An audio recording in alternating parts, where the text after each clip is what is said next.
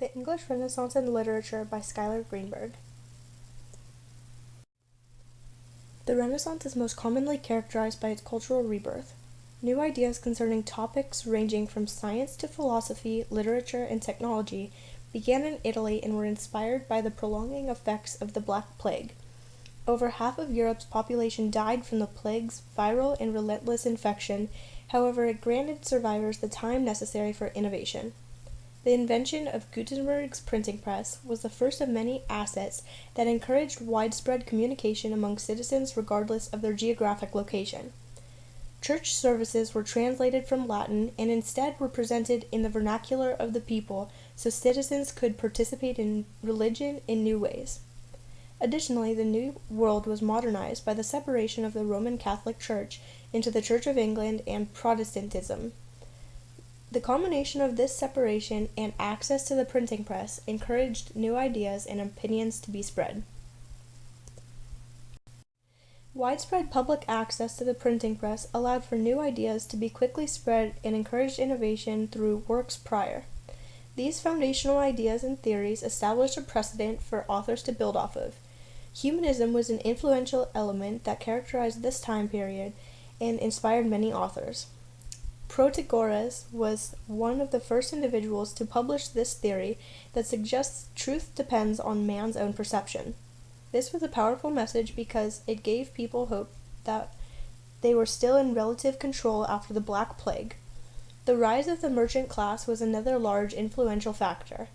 Many people during this time period began taking risks of accruing their fortunes through international maritime trade, eventually giving rise to the world's first stock markets. Shifting the money markets also shifted the structure of Europe's social classes, which changed the way individuals defined themselves and their role in everyday society. As the merchant class grew, they became patrons of the arts. Magic and religion also inspired many individuals to publish their works for others to read and build off of. The Renaissance followed the turbulent Crusades and also contained the separation of the Church and Reformation. Religion during this time period often battled the ideas and philosophies of Greek and Roman mythology. These religious movements also caused people to question whether the earth was God-made, magically made, or scientifically driven. Authors such as Galileo developed the means of technology to create philosophies of Earth's creation and suggest the Renaissance contained constant innovation that challenged new ways of thinking.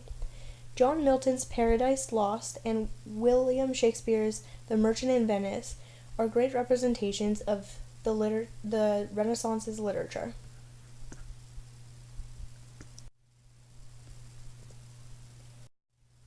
Paradise Lost is an allegory that focuses on the themes of sin and free will. Milton casts sin as a goddess born from Satan in this epic. This is important because it plays with typical religious concerns about the nature of sin and its origins within the Renaissance. Many biblical allusions are made to Adam and Eve in the Garden of Eden, and the story questions whether Adam and Eve ever could have done the right thing if sin is born from Satan. It also contains elements of magic that challenge religion because sin's birth from Satan serves to mirror Athena's birth from Zeus's head. Athena is the goddess of wisdom that, like sin, aids in steering clear of mischief.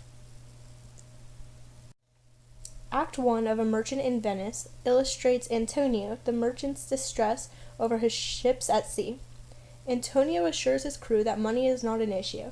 However, this passage demonstrates a common misconception individuals had about money and wealth during the Renaissance.